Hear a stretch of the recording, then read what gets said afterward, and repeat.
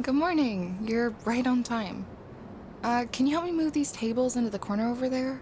We need to make some room for the kids to sit. We get about 50 kids a week. I bet you can see why I needed a little more help.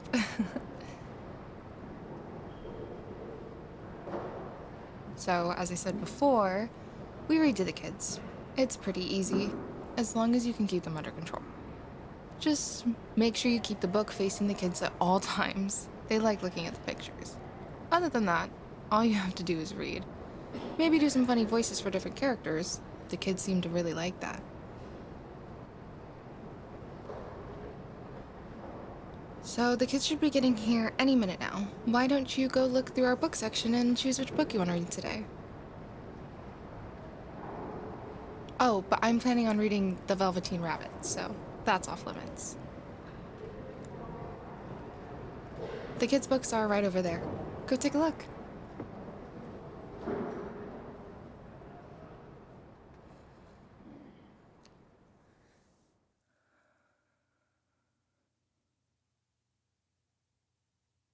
All right, everyone, we're going to get started. I've brought a friend with me today, so you're going to have a choice of what book you want to read today. I'm going to read The Velveteen Rabbit, so if you want to read that, please stay right here. My friend here is going to be reading Green Eggs and Ham, so if you want to listen to that, please go sit by the windows.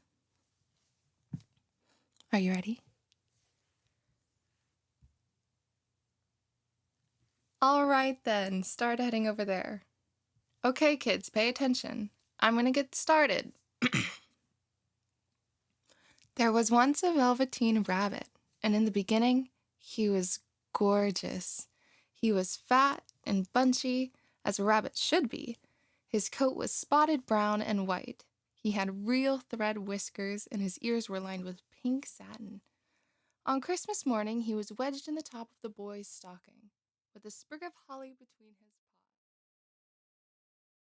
paws. Autumn passed, and winter, and in the spring, when the days grew warm and sunny, the boy went out to play in the wood behind the house, and while he was playing, 2 rabbits peeped at him. Oh, you finished? 1 second, I'm almost done here. One of them was brown all over, but the other had strange markings under his fur, as though long ago he had been spotted, and the spots still showed through. And about his little soft nose and his round black eyes there was something familiar, so that the boy thought to himself, "Why, he looks just like my old bunny that I lost when I had a fever." But he never knew that it was really his own bunny, come back to look at the child who had first helped him to be real. Did we enjoy this story? I know I did. Now, kids, go find your mommies and daddies. Don't leave the library without them. How did it go on your end? The kids seem to be pretty interested in you. You took more than half the group. Maybe that's because I've been doing this for over a year now, so they just got attached to the new person. But either way, you were a huge help. Now, if you could be an even bigger help and help me get the library back in order, that would be greatly appreciated.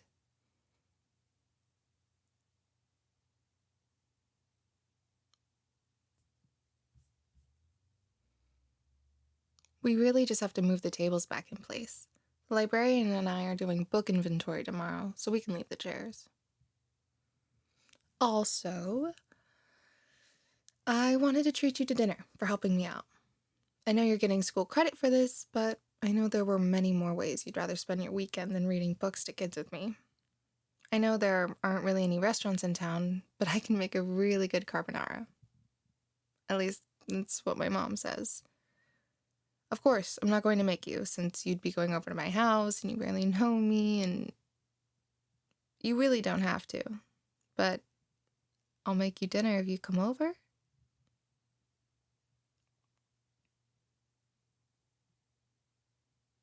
Oh, you'll join me for dinner? Awesome! I promise, I won't disappoint you with my dish. I hope.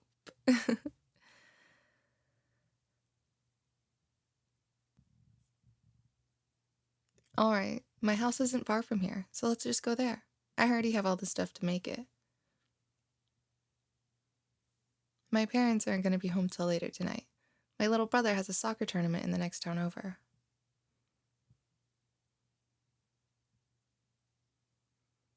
Actually, you can already see my house. It's right across the street from the school. See? It's the one with the soccer sign in the front yard. Let's head on over, shall we?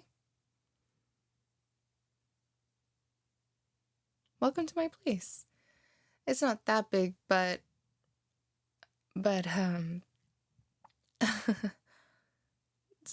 sorry, I just realized this is my first time having someone over at my house, and just got really nervous all of a sudden. Just make yourself comfortable, and I'll go get started on the meal.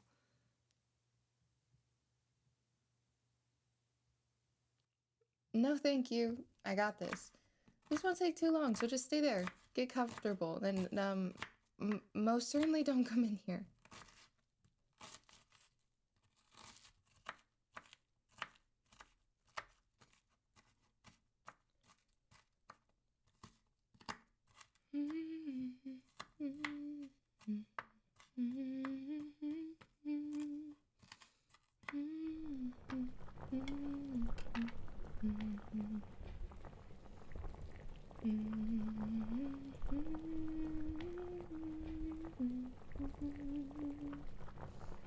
Oh, sorry.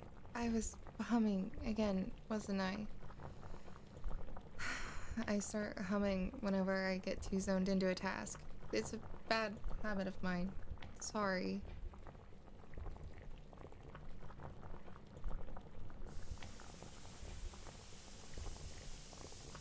You're okay with it? Okay then. Please just bear with it for a little longer, because I'm not sure I can stop myself.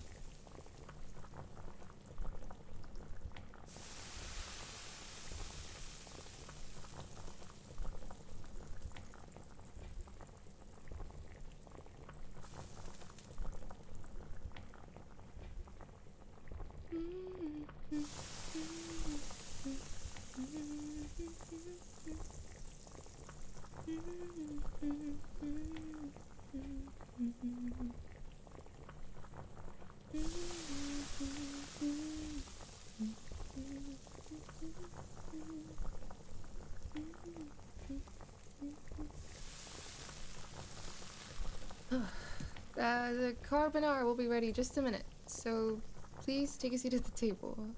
Feel free to sit wherever you want.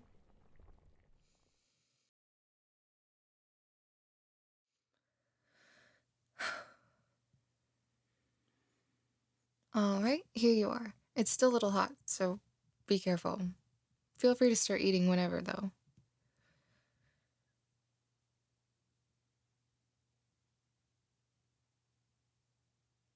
How is it?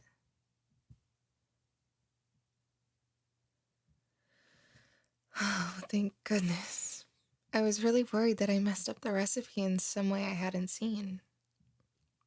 I mean, I've made this no less than 100 times, but still, with how nervous I was, anything could happen.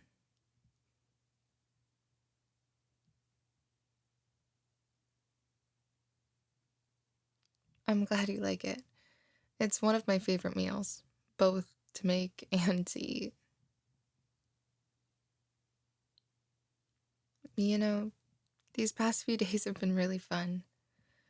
I honestly don't know the last time I've enjoyed myself so much. Even just the mundane stuff, like studying or moving the tables and the libraries around, has been way more enjoyable when you're doing it with me. It's weird.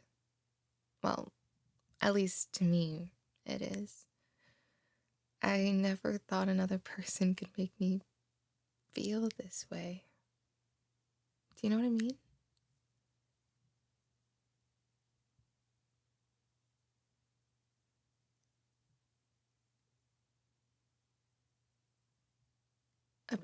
I'm sorry. What? Could you say that again?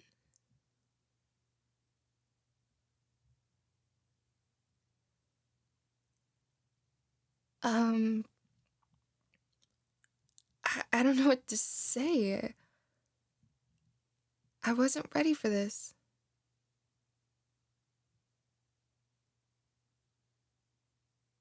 No, I'm not rejecting you.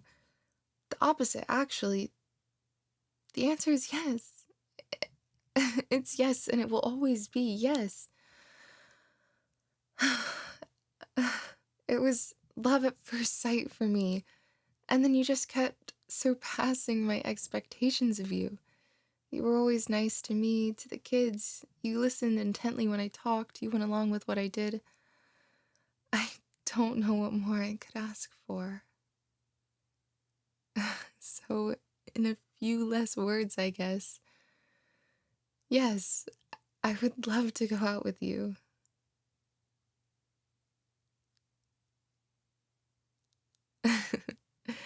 You know, in my days helping the library, I've seen more than my share of romance and love poems. I think I'm finally starting to understand what they were saying. I think it was Gwendolyn Brooks who wrote, "To be in love is to touch with a lighter hand, and yourself you stretch. You are well." Now that I'm here, I understand that feeling. I'm so happy you asked me out.